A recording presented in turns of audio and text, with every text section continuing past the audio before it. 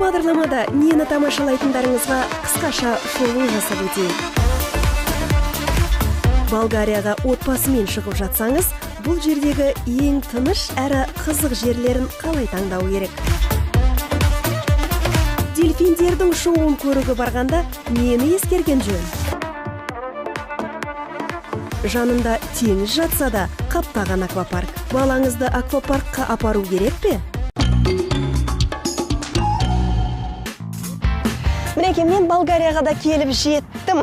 Күн ашық, алдағы уақытта да ауа райы тамаша болады деген үміттемін. Өйткені Болгария туралы көптеген қызықты мәліметтерді өздеріңізге айтып, көптеген көрікті жерлерді көрсеткім келеді. Болгарияға бір көргеннен ғашық болайық.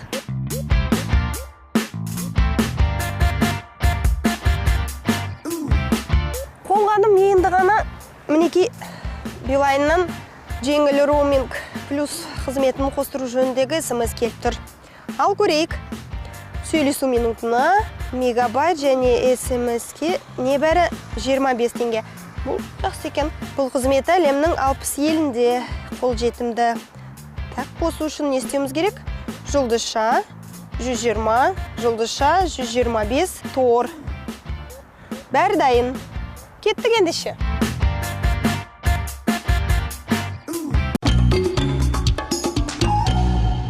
Болгарияға ұшып бара жатқан кездің өзінде ұшақтың ішінде жүгіріп ойнап жүрген кішкентай бүлдіршіндерге көзің түседі. Иә, бұл дегеніміз жұрттар Қара теңіз жағалауында орналасқан елге отбасымен бірге сапарға шыққанын аңғартады. Отбасылық демалысқа Болгарияға шығу неліктен дұрыс таңдау екенін бағдарламамыздың алдағы минуттарында айтып беретін боламыз. Ұшақ Бургас қаласына келіп қонады. 5-10 минуттық жерде күн жағалауы секілді бірқатар танымал курорттық қалалар орналасқанымен, оларды таңдауға асықпаңыз. Әрине, 5,5 сағат әуеде болғасын, тез арада бой жазып, жақын жатқан қалада тоқтай салғың келетіні рас. Бірақ олар отбасылық демалысқа қолайсыз болуы мүмкін. Маңайдағы курорттарда негізінен Еуропаның түпкір-түпкірінен келген жастар жиналған. Ал жастар жиналған жерде тыныш болу үшін күн батысымен түнгі өмір басталады. Жан-жақтан әндер ақыртып, айқай-шу шығып жатады. Отбасымен жүрсеңіз, жастармен көршілес болмаған дұрыс. Есесіне, балаларыңыз ішіп алған жастарға қарап, үлгі алғанын қаламайтын да шығарсыз. Сол үшін біздің берер кеңесіміз, алыс жатса да Варна қаласына барып тоқтағаныңыз дұрыс. Сабыр түбі сары алтын деген бар. 1,5 сағат автобуста жүріп, құлағыңыздың тыныш болғанын тілегеніңіз жөн.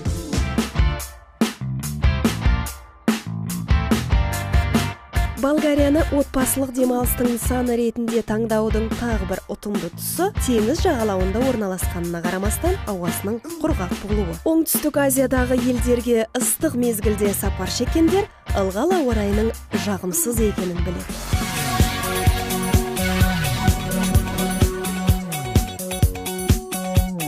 Сонымен Варна қаласына да келіп жеттік. Бағанадан бері осы қаланы таңдап, жастардан демалыңыз деп келдік. Бірақ бұл жерде жастар жоқ деген сөз емес. Расын айтқанда, Варна нағыз фестивальдар қаласы. Жыл бойы көптеген фестивальдар өтеді. Мәселен, әлемге танымал балет байқауларының бірі де осында болып тұрады. Және біздің әртістеріміз Варнада өнер көрсетіп, жүлделі орындарды иеленіп жүреді. Теңізден шаршасаңыз, қалада өтіп жатқан фестивальдардың біріне отбасыңызды ертіп келуге әбден болады. Тек балет емес, сан түрлі бағытта болады. Фольк музыка, би, заманауи әндер кез келген талғамға лайық.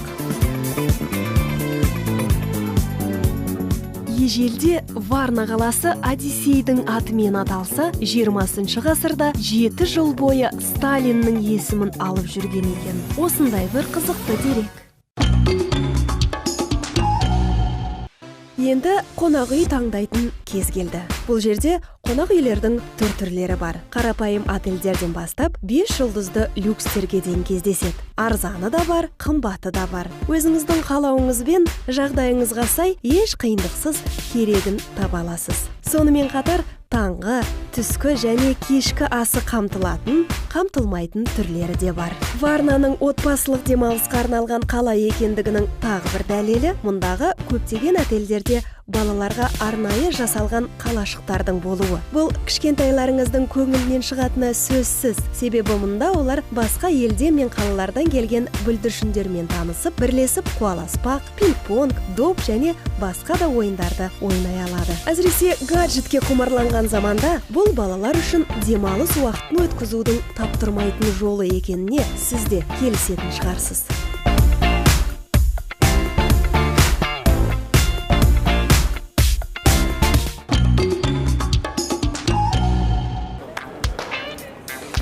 Мен дәл қазір Болгарияның теңіз астанасы Варна қаласындамын. Бұл жаққа алғаш рет келуіме қарамастан, мен оны Алматыдағы Жібек жолы көшесінің бойындағы Арбатқа ұқсаттым. Ұзындығы да әжептәуір, шамамен 2 шақырым. Ендеше бұл көшеде не бар екен? Бірге көрейік.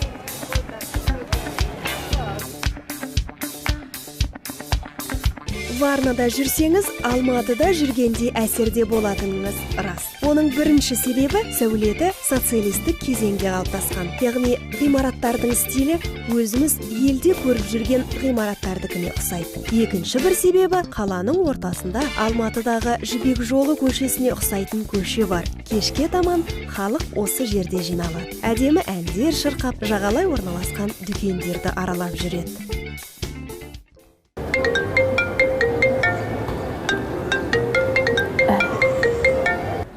Алло, сәлем. Жақсымын. Мен қыдырып жүрмін. Қайда дейсің ба? Арбаттамын. Келем дейсің ба? Босап қалдың ба? Келсей кел, бірақ мен Варнадағы Арбаттамын. Келмесің ба? Сапармен кеп қалдым. Менде Билайнның жеңіл роуминг плюс қызметі қосылып тұр. Сөйлесу минутына 25 теңге. Жақсы. Жарайды, көрсетем. Жарайды, жақсы, сау бол.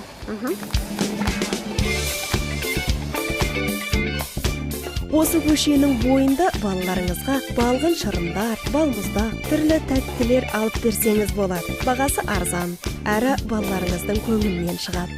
Сувенир алам десеңіз, кәдесый сатылатын дүкендерде жеткілікті. Ал жұбайыңыз көйлектер қарағысы келсе, киімдер де табылады. Бір сөзбен айтқанда, мұнда біраз нәрсе табуға болады.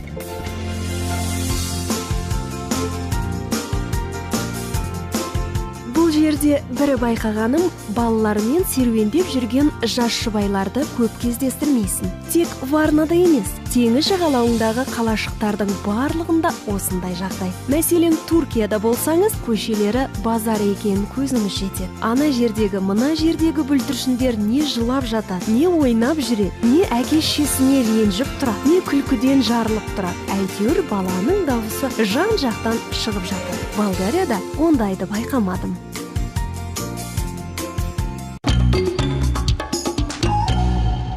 Осы сапарда мен кішігірім автобуспен, көлікпен, тіпті электровелосипедпен де жүрдім. Енді арбаға міндім. Айдей.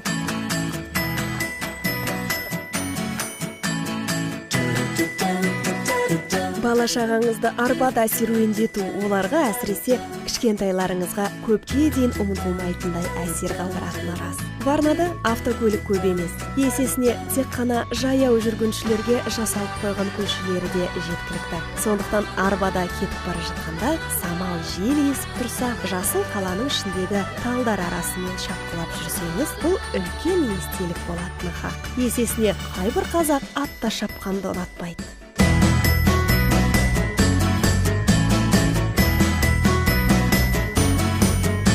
Балаларыңыз ат жегілген арбада серуендеп жалықса, балалар қалашығында кішкентайларға арналған көліктің басқа да түрлері жетерлік. Мәселен, вагоншалар жегілген кішкентай пойызға отырғызыңыз. Балаңыз шаттанып, мәз болып қалатынына кепілдік береміз.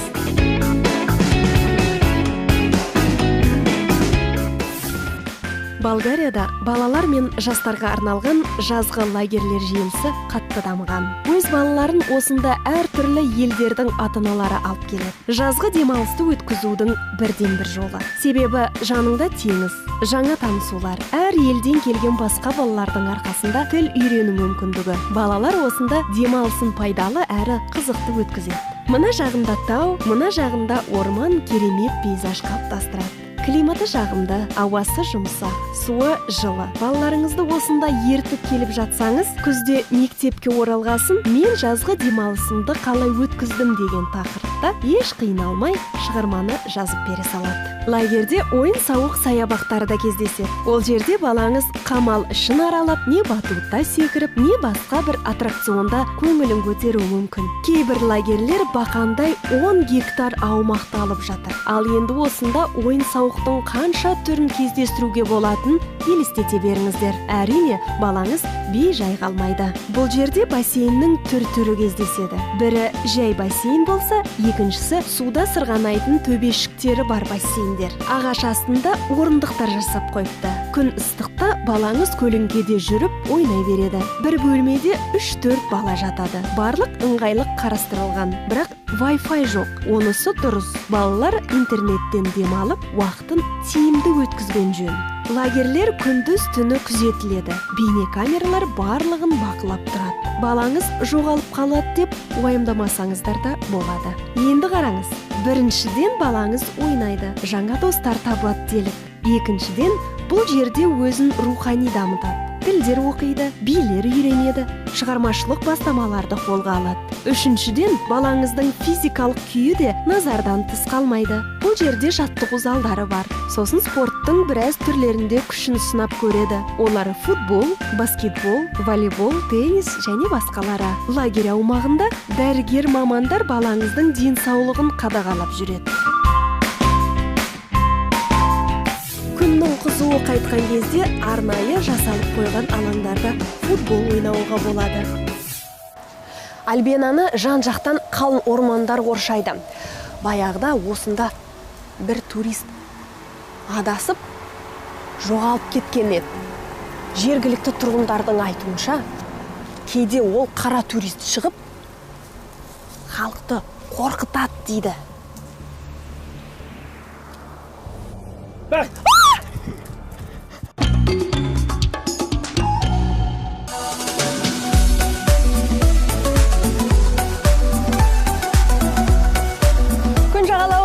Осындай тамаша ауа райы болғанда, яғни күн жарқырап тұрған кезде аквапаркке соқпау дұрыс болмайды. Сондықтан да дәл қазір біз осы жерге келіп тұрмыз.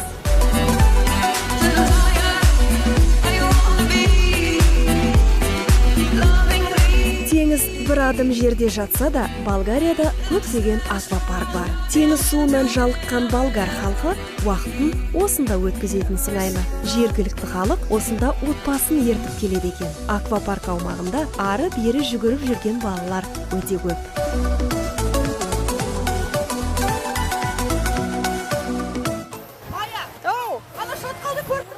Көріп тұрмын. Соған барайық. Жоқ. Неге? Мен қорқам. Қорықпа. Мен жүрегім тоқтап қалады. Жоқ. Ана, балаларды қарашы. Көздері мынандай. Ой, жоқ, қызық қой негізі. Жоқ, мен қорқам, менің жүрегім тоқтап қалады. Жоқ. Жұрттар бара берсін, мен бармайым. Ешқашан ұмытпайсың, керемет. Мен онсыз да ұмытпайым, бірақ менің жүрегім тоқтап қалады. Мен бармаймын.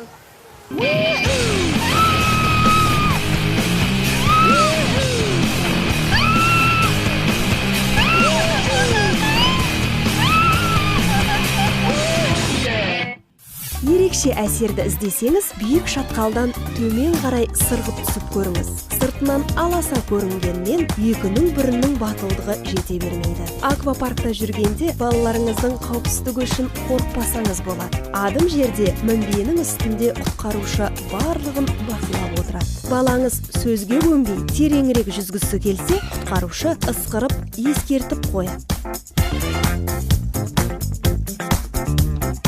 Балаңызды аквапаркқа алып барсаңыз, ол бұл жерде жаңа достар тауып, жазғы демалысын ұмытпайтындай етіп өткізетіні сөзсіз.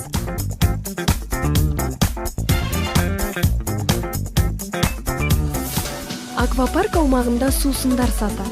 Шөлдесеңіз, алысқа барудың қажеті жоқ. Шезлонгтар тегін. Шаршасаңыз, көлеңкеде соның үстінде жатып, көз ілдіріп алуға болады. Сосын мұнда асығып келіп, қонақ үйіңізде сүлгі, плавки, не басқа нәрсеңізді ұмытып кетсеңіз, осы жерде тауып аласыз. Мұнда бәрін сатып алуға болады.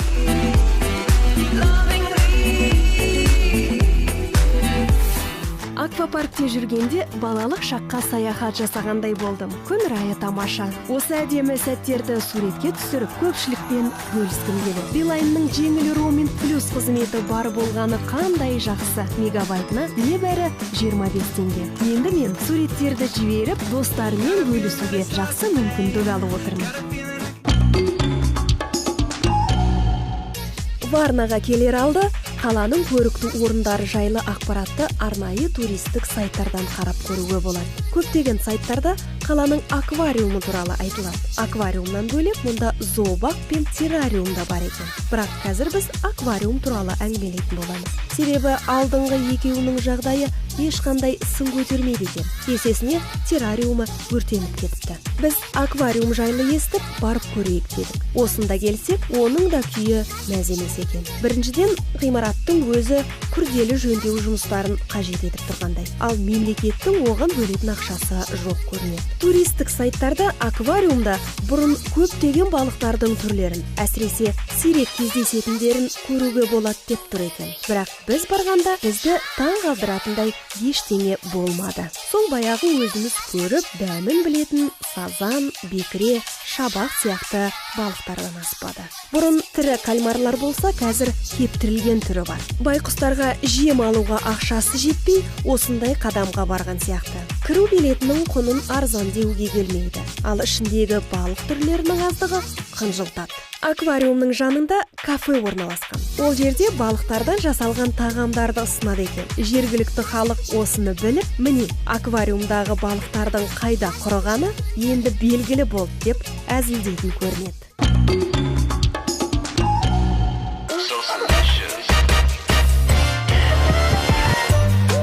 Сонымен, өкінішке орай балық көрем деп анайдан іздеп келген балаларыңыздың көңілі түсіп жатса, онда еш күрсінбей, оларды келесі орын дельфинарийге алып барыңыз. Бұл жерде олардың қуаныштары қойындарына сыймайтынына кепілдік береміз. Ғасырлар бойы адамзат өзіндей саналы жаратылысты іздеп келеді. Ғарышты да шарлады. Бұлай қарасақ, олар біздің жанымызда. Ол кәдімгі қарапайым дельфиндер. Олар нағыз ақылды және мейірімді жануарлар. Дәл қазір біз олардың өнерлерін тамашалаймыз.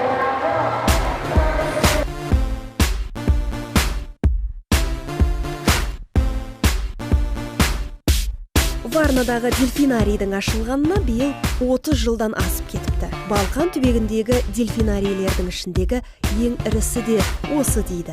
Бұл жердегі қойылымдар мен шоу бала түгіл, ересек адамды да бейжай қалдырмайды.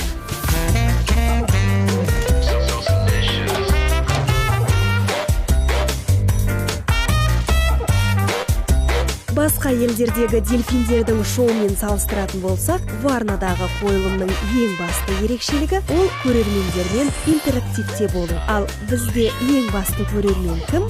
Дұрыс, бүлдіршіндер. Жаттықтырушылар балаларды ортаға шақырып, оларды дельфиндермен доп ойнатады. Қайыққа отырғызып, жануарлармен серуендетеді. Қай бала осындайдан бас тартады дейсіз?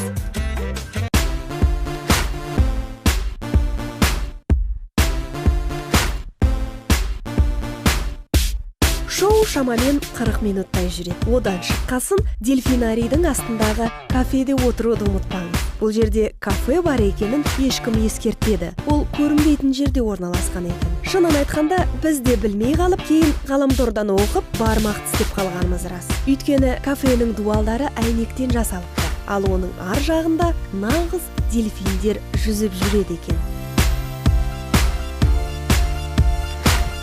Дельфиндер бір көзін ашып ұйықтайды екен. Ал айналасында болып жатқанда үнемі естіп, көріп, бақылап отыратын ұқсайды. Сондықтан қол соғып, шапалақ ұрып отырсаңыздар, дельфиндер нағыз әртістер секілді. Сізге иіліп сәлемін береді, ілтипатын білдіреді. Дельфиндер балаларды қатты жақсы көреді. Жақсы көретіні соншалық, бала әлі құрсақта жатқанда оларды сезе алатын жалғыз жануар болып саналады. Дельфиндермен байланысты қызықты жайттарды айтуды жалғастыратын болса, олар миының әлеуетін адамнан да гөрі артығырақ пайдаланады екен. Сосын олардың жады жақсы дамыған. Өзіне ұнап қалған адамды 20 жыл өтсе де тани алады. Сондықтан сіз де шоуды тамашалап отырғанда дельфиндердің көңілінен шығуға тырысыңыз. Олармен доп ойнаңыз, қол соғып қойыңыз. Кім біледі, жылдар өте тағы қауышып қаларсыз олармен.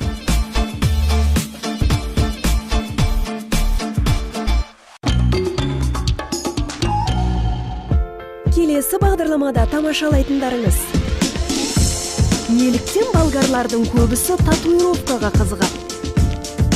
Болгария жастарға арналған мемлекет.